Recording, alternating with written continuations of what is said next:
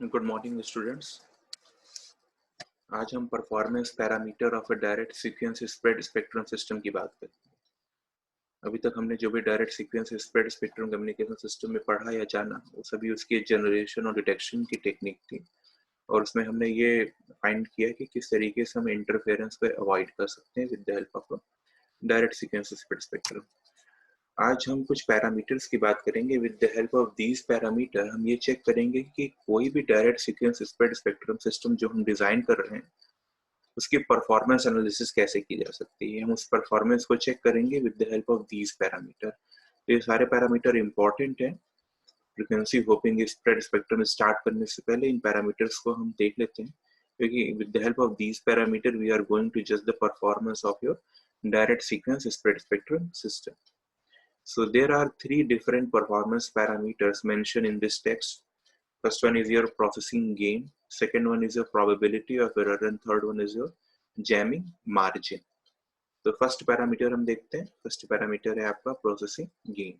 सो processing gain का मतलब क्या होता है? अगर आपको कुछ भी नहीं पता और आपसे एकदम से पूछ लिया जाए कि what is the meaning of processing gain, तो आप कहेंगे सर प्रोसेसिंग गेन का मतलब ये हुआ कि कोई प्रोसेसर है, उस प्रोसेसर के इनपुट पर कुछ सिग्नल की स्ट्रेंथ थी और प्रोसेस होने के बाद सिग्नल को जो आउटपुट मिला उसका कुछ आउटपुट में गेन था। तो हम क्या कर रहे हैं, उस सिग्नल के आउटपुट को उस सिग्नल के इनपुट से हम डिवाइड कर रहे हैं और डिवाइड करने के बाद हम गेन को ऑब्जर्व कर रहे हैं। जाहिर सी बात है, अगर कोई सिग्नल किसी सिस्टम के थ्रू प्रोपेगेट होगा तो या तो सिग्नल आपका एटीन्यूएट होगा या फिर सिग्नल में कुछ गेन या एम्पलीफिकेशन होगा।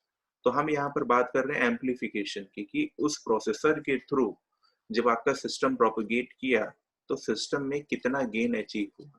अब गेन का मेजरमेंट एम्पलीट्यूड के टर्म्स में भी हो सकता है, गेन का मेजरमेंट पावर के टर्म्स में भी हो सकता है। यहाँ हम गेन का मेजरमेंट करेंगे सिग्नल बैंडविड्थ के टर्म्स में। क्यों? क्योंकि spread spectrum communication system signal के एम्पलीट्यूड या बैंडविड्थ को इफेक्ट नहीं कर रहा है, उसको इफेक्ट नहीं कर रहा है। वो किसको इफेक्ट कर रहा है? वो सिग्नल की बैंडविड्थ को इफेक्ट कर रहा है। हम क्या का स्प्रेड कर रहे हैं? हम सिग्नल की बैंडविड्थ को स्प्रेड कर रहे हैं। That's why the nomenclature is spectrum, spread spectrum. We are spreading the spectrum of the signal, ठीक है ना। तो इसके बेसिस पे हम प्रोसेसिंग गेन कैलकुलेट करते हैं। तो क्या है प्रोसेसिंग गेन का फॉर्मूला? आपके सामने टेक्स्ट में मेंशन है। Processing gain is actually represent the ratio of the bandwidth of your spread signal to the bandwidth of unspread signal. यानी आपका जो इंफॉर्मेशन बियरिंग डेटा सीक्वेंस था, उस इंफॉर्मेशन बियरिंग डेटा सीक्वेंस की कुछ बैंडविड्थ रही होगी, उस बैंडविड्थ को आपने कहीं नोट डाउन कर लिया। जब आपने उसकी स्प्रेडिंग कर दी with the help of a direct sequence spread spectrum communication से, तो डेफिनेटली उसकी बैंडविड्थ क्या हुई होगी? इंक्रीज हो गई होगी। अब उसकी बैंडविड्थ को आपने नोट डाउन कर लिया। आपने कैलकुलेट किया bandwidth of the spread signal जो आउटपुट में मिला था to the with the bandwidth of your unspread signal. इसका रेशियो कैलकुलेट करने के बाद जो वैल्यू मिलेगी आपको, उसको हम प्रोसेसिंग गेन कहते हैं। तो प्रोसेसिंग गेन का मतलब ये है कि जाहिर सी बात है यहाँ गेन की बात की जा रही है, और जब भी हम बात करते हैं गेन की तो हर कोई चाहता है कि गेन मैक्सिमम हो, लॉस मिनिमम हो।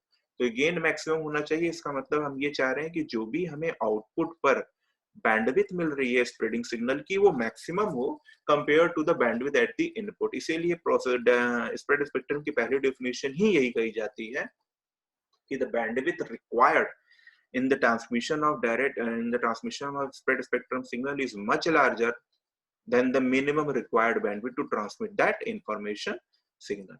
तो यहाँ पर हमारी बात गेन बैंडविड्थ के टर्म्स में होगी। उसी बैंडविड्थ जो इनहेंस हुई है उसी को हम क्या कहते हैं? प्रोसेसिंग गेन कहते हैं। अब क्वेश्चन उठता है कि सर ये बैंडविड्थ कैलकुलेट कैसे करेंगे? बहुत सिंपल सी बात है। अगर कोई डिजिटल कम्युनिकेशन की बात कर रहे हैं, बाइनरी डेटा की बात कर रहे हैं, तो उसमें बैंडविड्थ निकालना बहुत आसान है। आप क्या करिए कि जो भी डिजिटल डेटा आपके सामने प्रेजेंट है उसमें सिंगल बिट को ऑब्जर्व करिए।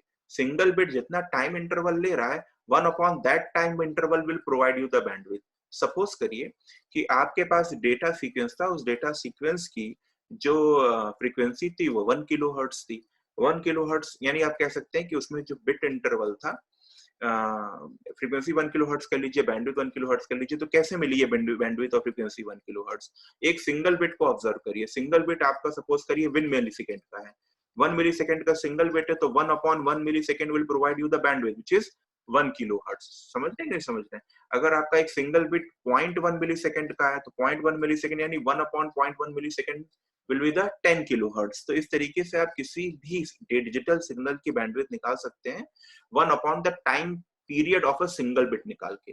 तो आपसे ये पूछा जाए कि जरा अनस्प्रेड सिग्नल की बैंडविड्थ निकालिए, तो आप कहेंगे सर अनस्प्रेड सिग्नल में सिंगल बिट जितना टाइम इंटरवल ले रहा है, सपोज करिए सिंगल बिट टाइम इंटरवल ले रहा है टीबी, मैंने आपको डायग्राम बना के कल दिखाया था, सिंगल बिट जो टाइम इंटरवल ले रहा है वो टाइम इंटरवल टीबी है। तो बैंडविड्थ ऑफ अनस्प्रेड सिग्नल जो ओरिजिनल डेटा सीक्वेंस है उसकी बैंडविड्थ क्या होगी, 1/TB होगी।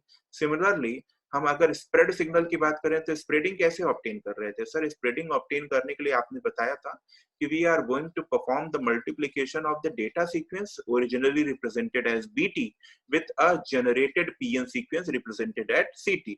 तो जब हमने प्रोडक्ट मॉड्यूलेटर पर BT और CT का मल्टीप्लिकेशन किया था तो हमारा पीएन सीक्वेंस का मल्टीप्लिकेशन के बाद हमारा spread spectrum signal MT generate हुआ था। तो एमटी की भी जो बिट है वो किसके इक्विवेलेंट हो जा रही थी, चिप सीक्वेंस के ही इक्विवेलेंट हो जा रही थी। तो इसका मतलब ये है कि जो स्प्रेड सिग्नल हमें आउटपुट पे मिल रहा है उसकी बैंडविड्थ निकालना है, तो हम क्या करेंगे, आप जो चिप ड्यूरेशन था 1 TC था 1/TC कर देंगे, you will get the bandwidth of that spread spectrum signal. तो अगर हम ये फॉर्मूले में पुट करते हैं processing gain is equal to bandwidth of spread signal bandwidth of unspread signal, so bandwidth of spread signal is equal to 1/TC, TC is the single chip duration, and bandwidth of unspread signal will be the 1/TB, where TB is the single bit duration of the data sequence. If you are going to put the value here, you will get the TB upon TC. 1/TC upon 1/TB will finally provide you the TB upon TC. So TB upon TC will provide you the processing gain, where TB is the single bit duration of a data sequence and TC is the single bit duration of the spreading sequence or a PN sequence. तो जाहिर सी बात है अगर TB की value 1 millisecond है और TC बहुत छोटा होगा, मैंने आपको बताया था पीएन सीक्वेंस की फ्रीक्वेंसी बहुत लार्ज होती है, तो जाहिर सी बात है उसमें बिट इंटरवल कितने होंगे, बहुत कम होंगे। तो अगर टीबी की वैल्यू 1 मिलीसेकंड है, टीसी की वैल्यू 1 माइक्रोसेकंड है, so if you are going to calculate the processing gain, then TB 1 millisecond upon TC 1 microsecond, 1 millisecond upon 1 microsecond will provide you 1000. So processing gain जो हमें मिला वो 1000 मिला। Suppose करिए दूसरा spread spectrum communication system use किया जिसमें आपके इंफॉर्मेशन तो 1 मिलीसेकंड का ही टाइम पीरियड ले रहा था एक सिंगल बिट, लेकिन आपका जो पीएन सीक्वेंस या स्प्रेडिंग सीक्वेंस था उसमें अब आपका बिट ड्यूरेशन 1 माइक्रोसेकंड की जगह 0.1 माइक्रोसेकंड था। In that case the total processing gain will be the 1 millisecond divided by 0.1 microsecond. It becomes 10 megahertz. Sorry, 10,000. So इसका मतलब है कि जितना कम बिट इंटरवल यूज करेंगे, यानी हम जितने closely packed bit sequence use करने वाले हैं, ढेर सारे नंबर ऑफ बिट्स को यूज करने वाले हैं, प्रोसेसिंग गेन उतना ही बढ़ने वाला है। जितने नंबर ऑफ बिट्स यूज करने जा रहे हैं प्रोसेसिंग गेन उतना ही ज्यादा आपका बढ़ने वाला है। तो इसीलिए हम क्या करेंगे, हमने पहले ही आपको बताया था कि जो प्रैक्टिकल सिनेरियो में पीएन सीक्वेंस यूज किए जाते हैं वो 2 या 3 या 4 फ्लिप फ्लॉप यूज करके नहीं किए जाते हैं। एट अ टाइम वो 128 to 56 number of d registers use किए जाते हैं, डी फ्लिप फ्लॉप यूज किए जाते हैं।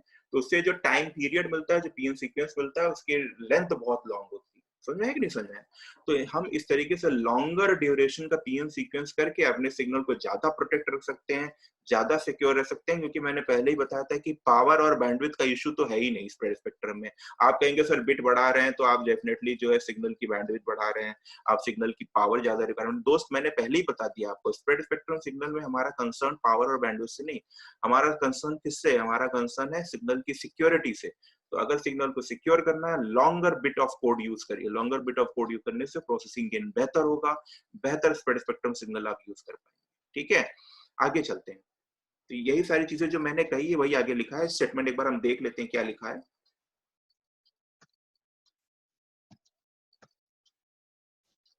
इन्होंने बैंडविड्थ कैलकुलेट की जिस तरीके से मैंने बताया उसी तरीके से इन्होंने लिखा है bandwidth of spread signal MT. तो एमटी कैसे मिल रहा था, as shown in figure the spread signal MT is obtained by the multiplication of the NRZ signal. BT को एनआरजेड ही कहेंगे। बीटी ओरिजिनल डेटा सीक्वेंस था, 0 को हम -1 से रिप्रेजेंट कर रहे थे और 1 को +1 से रिप्रेजेंट कर रहे थे, और पीएन सीक्वेंस इन दोनों के मल्टीप्लिकेशन से मिल रहा था। तो यहाँ पे डायग्राम बना हुआ है, आपको दिख रहा है कि ये आपका original spread spectrum signal mt is equal to b2 into ct। तो यहाँ पे भी उन्होंने वही कहा कि if you want to calculate the bandwidth of that signal you have to take the reciprocal of your bit duration, chip duration। The 1 bit period of the spread signal MT is given by TC, जाहिर सी बात है.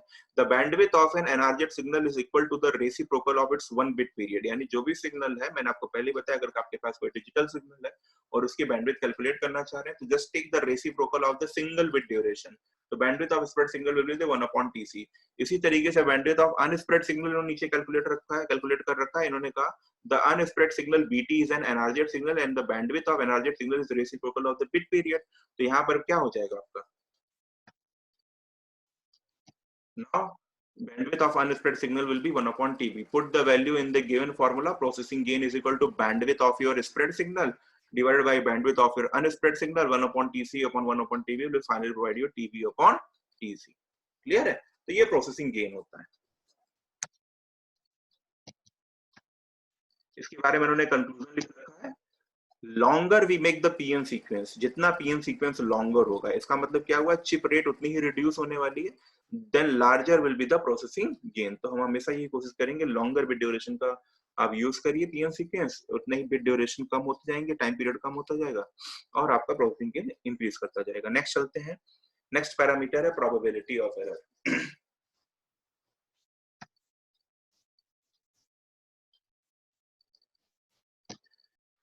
ये next performance parameter है आपका probability of error. Probability of error एक बहुत known parameter है किसी भी सिस्टम, डिजिटल सिस्टम की परफॉर्मेंस चेक करने के लिए. जब हम थर्ड यूनिट में डिफरेंट मॉड्यूलेशन टेक्निक की परफॉर्मेंस पैरामीटर चेक करेंगे तो इसी टेक्निक का यूज करते हैं जिसे हम कहते हैं, इसी टर्म का यूज करते हैं जिसे हम कहते हैं प्रोबेबिलिटी ऑफ एरर. आपको ध्यान होगा जब हम एनालॉग कम्युनिकेशन सिस्टम में AM, FM, PM ये सब पढ़ रहे थे तो वहां पे हमने लास्ट यूनिट 5th यूनिट में कैलकुलेट किया था figure of merit. Figure of merit calculate करके हम ये चेक करते थे कि नॉइज का कंटामिनेशन फाइनली सिग्नल के आउटपुट पे कितना है.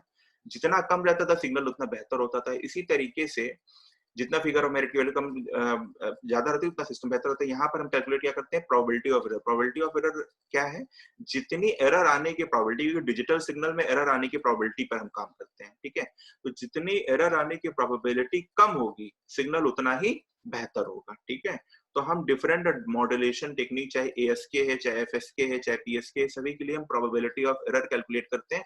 बहुत इंपॉर्टेंट है, मोस्ट इंपॉर्टेंट है. यूनिट थर्ड में केवल आपके पास यही टॉपिक है, calculate the probability of error of ASK, calculate the probability of error of PSK, calculate the probability of error of FSK, QPSK. यही 2-3 क्वेश्चन आपके थर्ड यूनिट में हर साल क्वेश्चन पूछता है, कि जैसे आपका फिगर ऑफ मेरिट पूछा था लास्ट ईयर एग्जाम में जब आपने क्वेश्चन पेपर दिया था कि FM PM की probability of error double side band, single side band की निकालिए. इसी तरीके से प्रोबेबिलिटी ऑफ एरर हर साल पूछता है, calculate the probability of error of ASK, calculate the probability of error of PSK, FSK. वो सेम फॉर्मूले हैं, वो एक डेरिवेशन आपने देखा, सारी चीजें समझ में आती है. नोट्स मैंने आपको दिया उसमें लिखा हुआ है प्रोबेबिलिटी ऑफ एरर. एक बार बहुत ध्यान से देखेंगे सब चीजें समझ में आएंगी. हम वहां तक पहुंचेंगे तो उसको भी डिस्कस करेंगे. फिलहाल अभी यहाँ पर उन्होंने क्या किया है कि मैंने आपको कल बताया था कि direct sequence spread spectrum signal 2 system पे मैंने यूज किए थे. एक बेसबैंड ट्रांसमिशन था, बेसबैंड ट्रांसमिशन पे मैंने कोई मॉड्यूलेशन यूज नहीं किया था. सेकंड क्या था आपका, पास बैंड ट्रांसमिशन या बैंड पास ट्रांसमिशन भी जिसे कहते हैं हम. उसमें हमने एक मॉड्यूलेशन यूज किया था जिसे हम क्या कर रहे थे, बाइनरी PSK मॉड्यूलेशन. तो यहाँ पर यही कहा जा रहा है कि in the case of a binary PSK system the probability of error is represented as half of ERFC. ERFC को कहते हैं कॉम्प्लीमेंट्री एरर फंक्शन. आपने मैथमेटिक्स में, मुझे लगता है कि आपने पढ़ा होगा कॉम्प्लीमेंट्री एरर फंक्शन, यहाँ पर पढ़ा होगा आपने. तो half of complementary error function under root of EB by N naught, where EB is the bit energy and N naught क्या है एक्चुअली में, N naught वही है जो ईटा होता था. आपको ध्यान होगा हम एडिटिव वाइड गॉसियन नॉइज की पावर स्पेक्ट्रल डेंसिटी की बात करते थे तो हम क्या लिखते थे, eta by 2. That is the power spectral density of additive wide Gaussian noise. वहां पर यहाँ पर ईटा को N naught से रिप्रेजेंट किया गया है. तो बाइनरी PSK सिस्टम के लिए प्रोबेबिलिटी ऑफ एरर का जो फाइनल फॉर्मूला हमें मिलता है वो होता है half of complementary error function under root EB by N naught, where EB is the energy per bit. Energy per bit का मतलब एक सिंगल बिट को ट्रांसमिट करने के लिए कितनी एनर्जी आपने डोनेट की, कितनी डिवोट की, कितनी एनर्जी आप सिर्फ दे रहे हैं सिंगल बिट को ट्रांसमिट करने के लिए. तो और N naught is the power spectral density of your additive wide Gaussian noise. अब यहाँ पे देखिएगा formula, complementary error function ERFC जो कॉम्प्लीमेंट्री एरर फंक्शन है ये मोनोटोनिकली डिक्रीजिंग फंक्शन है. मोनोटोनिकली डिक्रीजिंग फंक्शन का मतलब क्या हुआ, सपोज करिए आपके पास लिखा हुआ है y is equal to ERFC bracket में x लिखा हुआ है, मैं रिपीट कर रहा हूं, y equal to ERFC, ERFC is a complementary error function, bracket में x। तो इसका मतलब हुआ कि अगर x की वैल्यू इंक्रीज कर रही है तो y की वैल्यू क्या होगी, डिक्रीज करेगी। अगर x की वैल्यू डिक्रीज कर रही है तो y की वैल्यू क्या होगी, इंक्रीज करेगी। यानी इनके बीच में रिलेशन होता है वो डायरेक्टली प्रोपोर्शनल का नहीं होता, इनवर्सली प्रोपोर्शनल का होता है। Complementary error function is a monotonically decreasing function. Y is equal to ERFC x, where x is the variable. If you are going to increase the value of that variable x, automatically it will decrease the value of y. If you are going to decrease the value of x, it will increase the value of y. So it is the complementary error function. तो similarly यहाँ पे भी आप क्या चाहते हैं, probability of error बढ़ाना चाहते हैं कि घटाना चाहते हैं? सर प्रोबेबिलिटी ऑफ एरर मैं घटाना चाहता हूँ। मैं क्यों चाहता हूँ कि प्रोबेबिलिटी ऑफ एरर ज्यादा से ज्यादा है? ठीक है, अगर आप प्रोबेबिलिटी ऑफ एरर को डिक्रीज करना चाहते हैं तो कॉम्प्लीमेंट्री एरर फंक्शन के अंदर जो दो वेरिएबल लिखे ईवी और एन नॉट, क्या करना चाहेंगे? सर इसकी वैल्यू में इंक्रीज करना चाहूंगा। आप ही ने तो कहा अंदर जो लिखा है उसको इंक्रीज करोगे, बाहर वाली चीज डिक्रीज होगी। तो ईबी बाई एन नॉट में बिट एनर्जी में इंक्रीज करना चाहूंगा। कैसे करूंगा? ज्यादा पावर एलोकेट करूंगा, ज्यादा पावर दूंगा सिग्नल को। जितना ज्यादा सिग्नल को पावर दूंगा, सिग्नल की बिट एनर्जी उतनी ज्यादा रहेगी। और एन नॉट क्या? एन नॉट पे मेरा कोई कंट्रोल नहीं है। N naught is the power which is represent the power of your noise. तो नॉइज तो जनरेट होगी, मेरा ईबी पे कंट्रोल है, मैं ईबी को मैक्सिमाइज करना चाहता हूँ। ठीक है, तो ईबी को मैक्सिमाइज करके प्रोबेबिलिटी ऑफ एरर को मैं रिड्यूस कर सकता हूँ। अब आगे चलते हैं, इतनी बात हमें समझ में आ गई। अब हम यहाँ पर बात करेंगे कि जो नॉर्मल कम्युनिकेशन था वहां तो हम एन नॉट लिखते थे, लेकिन जब हम स्प्रेड स्पेक्ट्रम कम्युनिकेशन की बात करेंगे तो वहां पे एन नॉट का मतलब नहीं है। यहाँ पर हम क्या होगा, N naught is actually a power spectral density. Power spectral density मैंने आपको क्या बताया था? Power per unit bandwidth, power per unit bandwidth, P upon BW, P upon B, P is the power, B is the bandwidth, power upon bandwidth is the power spectral density. ठीक है, तो जब हम बात करेंगे स्प्रेड स्पेक्ट्रम कम्युनिकेशन सिस्टम की, तो spread spectrum communication system में यहाँ पे स्टेटमेंट लिखा हुआ है कि in a direct sequence spread binary PSK system the interference may be treated as a wide band noise signal with a power spectral density of N naught by 2। मैंने आपको बताया था कि जब हम स्प्रेड स्पेक्ट्रम कम्युनिकेशन सिस्टम की बात करेंगे तो स्प्रेड स्पेक्ट्रम कम्युनिकेशन सिस्टम में नॉइज पे हमारा फोकस नहीं होता। हम नॉइज को उठा के बगल में रख देते हैं और नॉइज को रिप्लेस करते हैं इंटरफेरेंस से, क्योंकि हमारा पर्पस क्या है? स्प्रेड स्पेक्ट्रम कम्युनिकेशन सिस्टम का पर्पस है कि we want to suppress the intentional और अनइंटेंशनल इंटरफेरेंस। हम उसको सप्रेस करना चाहते हैं, हम उसको अवॉइड करना चाहते हैं। तो यहाँ पर इन्होंने यही फॉर्मूला जो एन नॉट बाई 2 है इसको मॉडिफाई किया। एन नॉट क्या है? पावर स्पेक्ट्रल डेंसिटी है। Power spectral density power per unit bandwidth. Suppose करिए जो इंटरफेरेंस क्रिएट कर रहा था सिग्नल, उसकी एवरेज इंटरफेरेंस पावर जे है। ठीक है, जो सिग्नल इंटरफेरेंस क्रिएट कर रहा है तो उसकी एवरेज इंटरफेरेंस पावर जे है। तो power is J divided by bandwidth. Bandwidth कितनी होगी स्प्रेड स्पेक्ट्रम सिग्नल की? मैंने अभी बताया था 1 upon the single bit duration. तो स्प्रेड स्पेक्ट्रम सिग्नल की बैंडविड्थ कितनी हो गई? 1 अपॉन टीसी। तो J upon 1 upon TC, ultimately TC ऊपर जाएगा, क्या हो जाएगा? J into TC. So power spectral density of a interfering signal will become J into TC, and not by 2 है तो ये भी J TC by 2 हो जाएगा। Put that value in the equation 6.15। क्या होगा? After putting that value here, equation will get modified। देखते हैं क्या हो रहा है नीचे। So your final expression will become probability of error is equal to half of complementary error function under root EB by J into TC। तो probability of error को अगर आपको रिड्यूस करना है तो आप क्या कहेंगे? बिट एनर्जी बढ़ाएंगे। तो मैंने पहले ही कहा था बिट एनर्जी बढ़ाओ, बिट एनर्जी जितनी ज्यादा होगी आपका प्रोबेबिलिटी ऑफ एरर उतना कम होगा। और कुछ भी कर सकते हैं, नीचे लिखा है जे और टीसी। जे क्या है? इंटरफेरेंस सिग्नल की पावर है। इंटरफेरेंस सिग्नल पावर पे हमारा कोई कंट्रोल नहीं, लेकिन टीसी पे हमारा कंट्रोल है। टीसी क्या है आपका? टीसी आपका चिप ड्यूरेशन है। चिप ड्यूरेशन जितना कम होगा, अभी ऊपर भी प्रोसेसिंग गेन में हम क्या कह रहे थे? Processing gain is TB upon TC. TC की वैल्यू जितनी कम होगी प्रोसेसिंग गेन उतना ही ज्यादा होगा। यहाँ पे प्रोबेबिलिटी ऑफ एरर अगर कम करना है तो टीसी की वैल्यू को क्या करना होगा? आपको डिक्रीज करना होगा। टीसी डिक्रीज होगा, ईबी अपॉन जे टीसी की वैल्यू क्या होगी? इंक्रीज होगी। इसकी वैल्यू इंक्रीज होगी, प्रोबेबिलिटी ऑफ एरर क्या होगा? डिक्रीज होगा। वही स्टेटमेंट इन्होंने यहाँ पे लिख रखा है। This is the required expression for the error probability.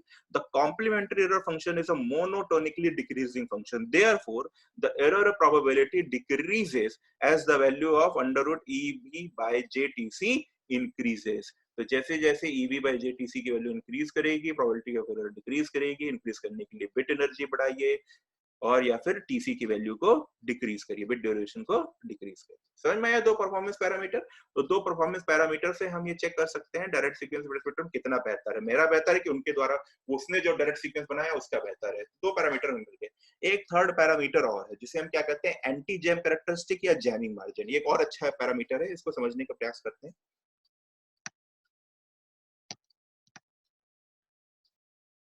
ठीक है, एंटी जैम कैरेक्टरिस्टिक या जैमिंग मार्जिन। जैमिंग मार्जिन ज्यादा कहा जाता है, एंटी जैम कैरेक्टरिस्टिक बहुत अनकॉमन वर्ड है, कॉमनली यूज किया जाता है जैमिंग मार्जिन। सबसे पहले ये बताइए कि मार्जिन होती क्या है। मार्जिन का मतलब क्या होता है? मार्जिन का मतलब ये होता है कि मैं एक सिस्टम डिजाइन कर रहा हूँ सर, ठीक है, और मैं सिस्टम की परफॉर्मेंस मैंने बता दी कि हमेशा ये यही आउटपुट देगा। मैंने क्या क्या वर्स्ट सिनेरियो में भी यही आउटपुट देगा? तो आपने कहा नहीं सर ऐसा नहीं है, वर्स्ट सिनेरियो में यही आउटपुट देगा। हमें तो हमारा कंट्रोल आगे के एनवायरनमेंट में तो है नहीं, एनवायरनमेंट तो चेंज होते रहेंगे। हाँ, मैं कुछ मार्जिन दे सकता हूँ आपको कि इस मार्जिन के बावजूद इसकी परफॉर्मेंस पे कोई फर्क नहीं पड़ेगा। बात समझ में? जब आप कोई कंपोनेंट या कोई इंस्ट्रूमेंट खरीदते हैं तो उसमें प्लस माइनस वैल्यू लिखी रहती है। प्लस माइनस वैल्यू क्या है? प्लस माइनस वैल्यू के मतलब इतनी चीजें हम मार्जिन के फॉर्म में एकोमोडेट कर सकते हैं, इतने एरर को हम एकोमोडेट कर सकते हैं without compromising the optimum performance of the system. System की परफॉर्मेंस पे कोई फर्क नहीं आ रहा है, उसके बाद भी हम इतने एरर को तो हम कंसीडर कर ही सकते हैं। इससे ज्यादा एरर आई तो परफॉर्मेंस में फर्क आ जाएगा। इसी को हम क्या कहते हैं? मार्जिन कहते हैं। तो एक्चुअली जैमिंग मार्जिन क्या है? जैमिंग मार्जिन ये कहता है कि हम हमारे पास एक सिस्टम है, उस सिस्टम में इंटरफेरेंस झेलने की कैपेबिलिटी कितनी है। एक आपने एक सिस्टम बनाया, इसमें इंटरफेरेंस इतना आया, ठीक है, मेरे परफॉर्मेंस कोई फर्क नहीं पड़ा। और ज्यादा आ गया, अब कोई फर्क नहीं पड़ा। और ज्यादा आ गया, अब फर्क पड़ने लगा। तो आपने क्या कहा कि मेरे सिस्टम की इंटरफेरेंस झेलने की या इंटरफेरेंस को एक्सेप्ट करने की कैपेबिलिटी का दायरा आपने डिफाइन किया, उसको आप क्या कहते हैं? जैमिंग मार्जिन कहते हैं। तो jamming margin is actually representing the ratio of the interference power, जिसको हमने जे से रिप्रेजेंट किया है। It is the ratio of the interference power J upon signal power PS, यानी इंटरफेरेंस पावर कितनी थी और सिग्नल पावर कितनी थी। अब ये बताइए जैमिंग मार्जिन आप ज्यादा चाहते हैं कि कम चाहते हैं?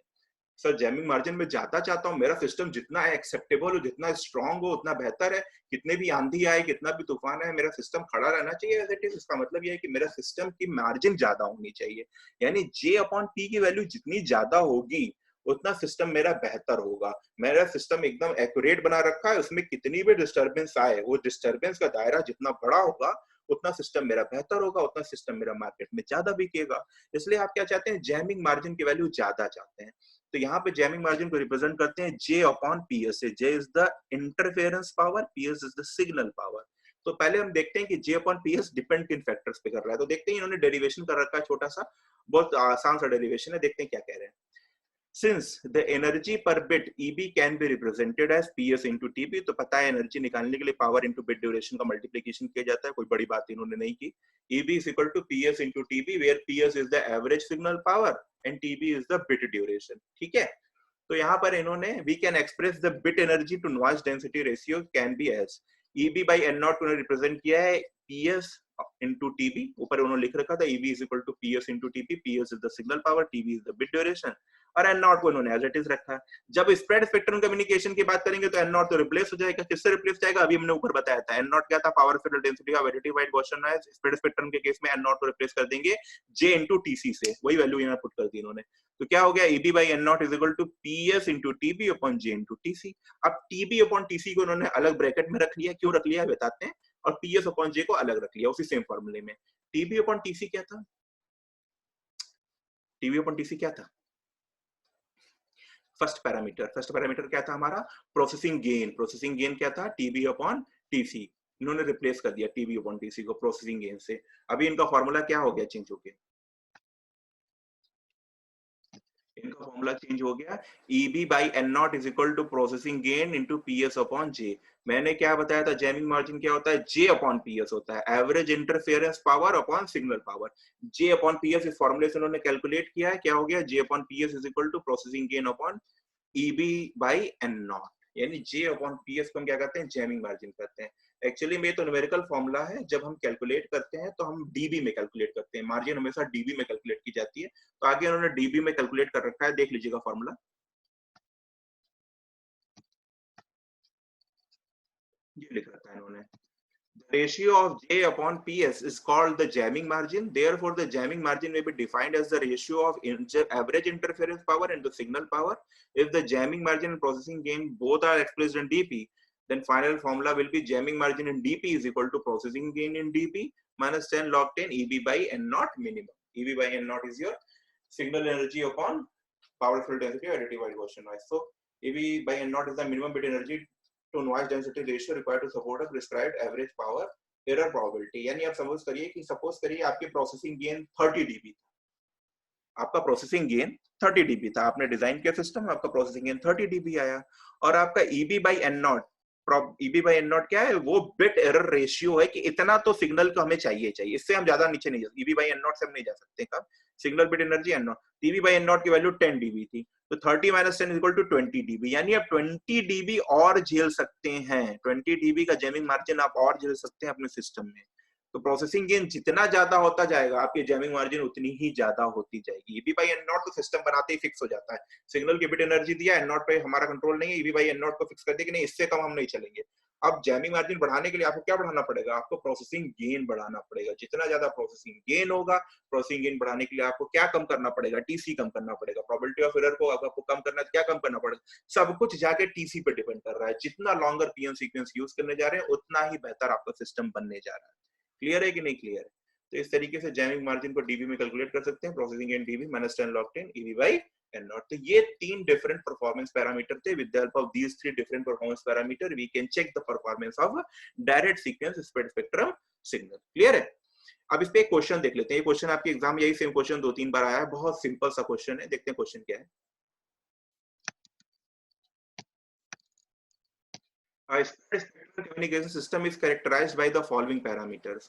Duration of each information bit TB is equal to 4.095 millisecond. इन्होंने जो डेटा सीक्वेंस था उसका उन्होंने बिट ड्यूरेशन दे रखा है 4.095 मिलीसेकेंड। चिप ड्यूरेशन दे रखा है इन्होंने यहाँ पर TC is equal to 1 microsecond. Determine the processing gain and jamming margin if EB by N naught इन्होंने 10 दे रखा है, and the average probability of error PE भी दे रखा है इन्होंने यहाँ पे। तो जाहिर सी बात है प्रोसेसिंग गेन क्या था आपका, टीबी अपॉन टीसी था, तो टीबी की वैल्यू 4.095 मिलीसेकंड है, टीसी की वैल्यू 1 माइक्रोसेकंड है। So if you are going to calculate the ratio of TB upon TC, it will provide the 4095. It will be your processing gain. आगे चलते हैं, jamming margin का formula मैंने आपको बताया था, jamming margin in DB is equal to processing gain in DB minus 10 log 10 EB by N naught। तो processing gain आपको मिल गया 4095, DB में कैलकुलेट कर लीजिए, EB by N naught, DB में कैलकुलेट कर लीजिए, जैमिंग मार्जिन आपको DB मिल जाएगी।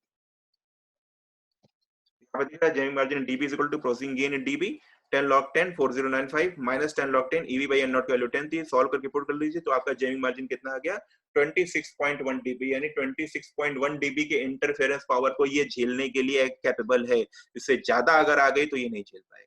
समझ में है कि नहीं समझ में? तो ये था आपका different performance parameter of direct sequence spectral system. बहुत आसान है, सारी चीजें बहुत सिंपल तरीके से क्वेश्चन आपके सामने आया था, इस तरह के क्वेश्चन एग्जाम में आते हैं आपके, इसको पढ़ लीजिए, समझ लीजिए, कोई डाउट हो तो पूछ लीजिएगा। आज के लिए मैं लेक्चर यहीं पे स्टॉप कर रहा हूँ। Thank you to all of you to listen me carefully.